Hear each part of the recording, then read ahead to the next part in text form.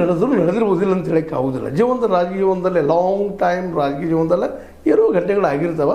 ಆದರೂ ಸಹಿತ ನಮ್ಮ ಸೌದಿಯವ್ರ ಬದಲಾಗಿ ಒಂದು ಮಾತನ್ನು ಏನಪ್ಪ ಅಂದ್ರೆ, ಇಂಥ ಒಂದು ಗುಂಡಾಗಿ ರಾಜಕೀಯ ವಿಶೇಷ ಕಡಿಮೆನೋ, ಆದರೂ ರಾಜಕೀಯದಲ್ಲಿ ಏನು ಬೇಕಾದ ಆಗ್ತಾ ಇರ್ತದೆ, ಅದಿಲ್ಲ ಅಂತ ಅನ್ಲಿಕ್ಕೆ ಆಗೋದಿಲ್ಲ.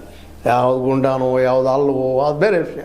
ಆದರೆ ಇವತ್ತು ಮಾತ್ರ ಈಗ ಒಂದು ಸರಿಯಾಗಿ ಒಂದು ಕಂಡು ಬರುವಂಥ ವಿಷಯ ಏನಪ್ಪ ಅಂತಂದ್ರೆ, ಇನ್ನು ಮುಂದಿನ ದಿನಗಳಲ್ಲಿ ಈ ಸೌದಿ ವರ್ಸಸ್ ಜಾರಕಿಹೊಳಿ ಎನ್ನುವಂಥ, ಕತ್ತಿ ವರ್ಸಸ್ ಜಾರಕಿಹೊಳಿ ಎನ್ನುವಂಥ ಒಂದು ಧ್ವನಿ ಹೆಚ್ಚಾಗ್ತಾ ಹೋಗ್ತದೇನೋ ಅಂತೇಳಿ.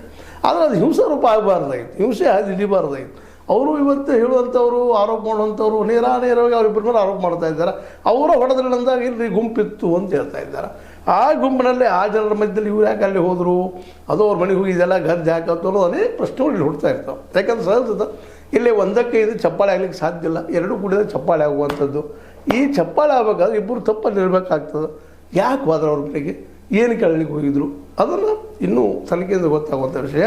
ಆದರೆ ಒಂದು ಕ್ಲಿಯರ್ ಆಗ್ಯದ, ಏನಪ್ಪ ಅಂತಂದ್ರೆ ಇವರು ಆರೋಪ ಮಾಡ್ತಾ ಇದ್ದಾರೆ, ಜಾರಕಿಹೊಳಿ ಬೆಂಬಲಿಗರು ಅಥವಾ ಡಿ.ಸಿ.ಸಿ ಬ್ಯಾಂಕ್ ಯೂನಿಯನ್ದ ಅಧ್ಯಕ್ಷರು, ಇಲ್ಲ ನಮ್ಮ ಹೊಡೆದು ಇವರು ಹಾಕಿದ್ದಾರೆ ಅಂತೇಳಿ ದವಾಖಾನೆ ಅಡ್ಮಿಟ್ ಆಗಿದ್ದಾರೆ, ತೆನೆನೂ ಹೊಡೆದು ಎಲ್ಲ ಗಾಯನೂ ಆಗಿದ್ದಾವೆ.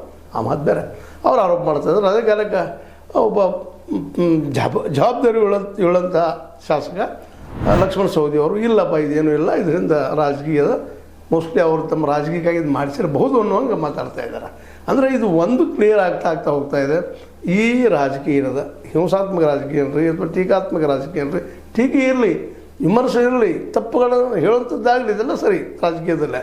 ಮತ್ತು ತಮ್ಮಿಂದ ಏನು ಸಾಧ್ಯದನ್ನು ಹೇಳಿ.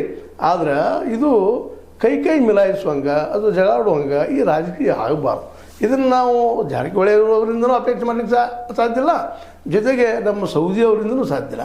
ಸೌದಿ ಅವ್ರ ಇತಿಹಾಸ ಗಮನಿಸಿದಾಗ ಇದು ಸಾಧ್ಯವಾ ಅಂತ ಪ್ರಶ್ನೆ ಮಾತ್ರ ಹುಟ್ಟೋದು ಸಹಜದ. ಆದರೂ ಕೆಲವು ಮನುಷ್ಯ ತನ್ನ ತಿಳಿದು ತಿಳಿಲಾರು ತಪ್ಪು ಮಾಡ್ತಾ ಇರ್ತಾನೆ. ಆದರೆ ಅವರು